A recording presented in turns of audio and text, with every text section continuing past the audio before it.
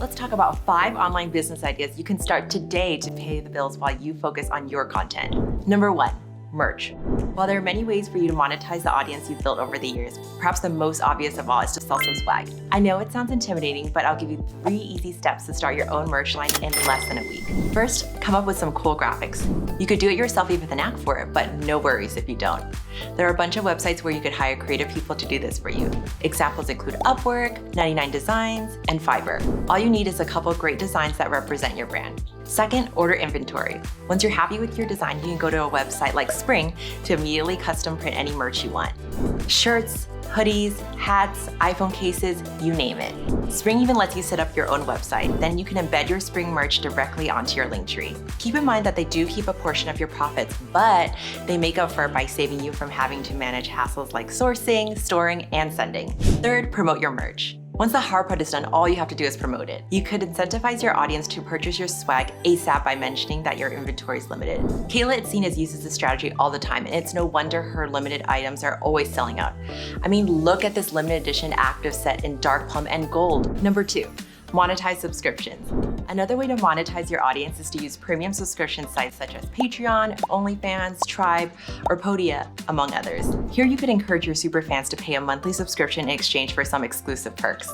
You could, for example, upload leftover footage and behind-the-scenes videos to give your followers a more intimate look into your lifestyle. You can also take it a step further and do weekly or monthly virtual hangouts where you play games with your fans, answer burning questions, or maybe even start a virtual book club. This is what lifestyle influencer Austin Dunham does. He uploads dating advice videos on his YouTube channel, but shares behind-the-scenes videos of his dates and Tinder messages exclusively with his Patreon subscribers.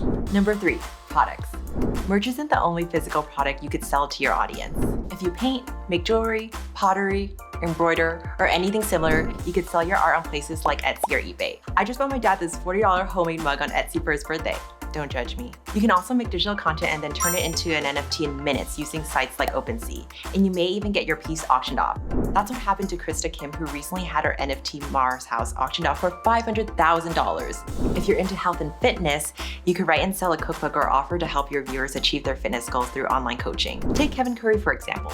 He's selling an ebook filled with over 100 meal prep recipes. And if you're more into beauty, then you could start your own skincare line like YouTubers Jeffree Star and Manny MUA, whose lipsticks called Daddy have sold millions since release. Number 4, paid courses.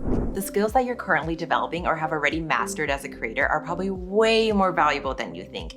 And there may be thousands of people out there that are willing to pay to learn them. Whether it be photography, gaming, writing, sports, web design, astrology interpretation, or investing, what do you know more about than the average person? The most straightforward way to take advantage of your specific knowledge is to develop a paid course and host it on a platform like Udemy, Skillshare, or Coursera. Take Erin on Demand, who took her moderately sized channel and launched a paid course on online entrepreneurship called the eBrand Club, which now nets her far more each year than her actual YouTube channel. Number 5, podcast monetization. Podcasting has taken the world by storm. Back in 2010, only 22% of Americans listened to podcasts.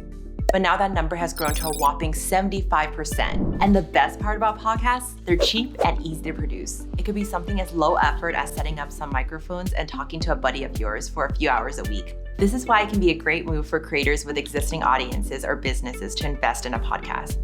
2 podcasts that have nailed this are Anything Goes with Emma Chamberlain and Working Hard, Hardly Working with Grace Beverly. Both have been able to attract tons of new fans because of the energy they put into their weekly episodes. But how do you actually make your podcast into a profitable business model? Here are 3 main ways. Sponsorship deals, where brands pay to advertise their product or service on your show. You don't have to have a huge podcast to get these.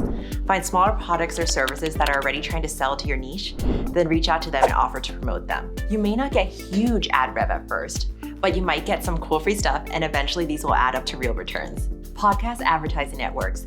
There are always third-party platforms that find sponsors for you. Examples include Midroll, AdvertiseCast, and Podcorn. These can be super helpful, especially when you're first starting out. Premium subscriptions. This is where you charge listeners a subscription fee for access to a few or even all your episodes. Again, it's the scarcity trick. People want what they can't have, so give it to them for a low monthly cost. You'll have to host your podcast on a platform that supports subscriptions though, like Supercast, Podbean, or Apple Podcast subscriptions.